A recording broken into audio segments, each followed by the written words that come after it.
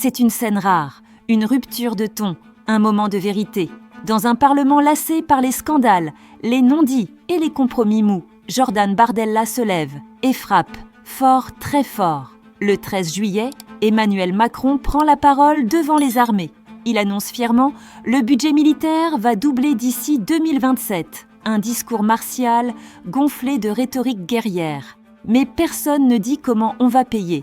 La France, déjà étranglée par l'inflation, les hausses de taxes, la crise hospitalière, doit maintenant sortir des milliards supplémentaires pour la défense. Macron ne répond pas. Il délègue la corvée à François Bayrou, son Premier ministre par défaut. Et c'est là que tout explose. Bayrou promet des choix courageux. Traduction, sabrer dans le social, rogner les retraites, couper dans les soins. Et pendant ce temps, le budget militaire s'envole. Alors Bardella s'enflamme. Il se lève dans l'hémicycle et déchire le voile.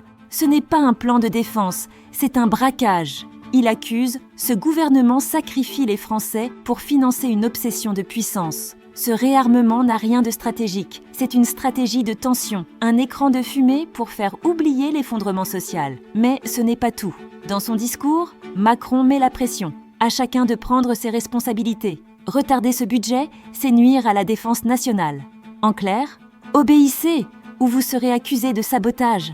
C'est du chantage, pur, brutal. Mais Bardella ne plie pas. Il dénonce une dérive autoritaire, accuse Macron de détourner les institutions pour imposer ses priorités personnelles et il exige que ce budget soit bloqué, pas amendé, pas corrigé, bloqué. Et puis vient le mot qui glace le sang, sécurité cognitive. Un nouveau concept glissé par Macron dans son discours. Derrière cette formule, une menace, le contrôle de l'information. Censurer les réseaux, verrouiller les plateformes, faire taire les voix dissidentes au nom de la lutte contre la propagande. Pendant que le pays s'écroule, le pouvoir s'arme, se blinde, muscle sa surveillance et renforce ses outils de censure. Et face à tout ça, une seule voix, enfin, ose dire non.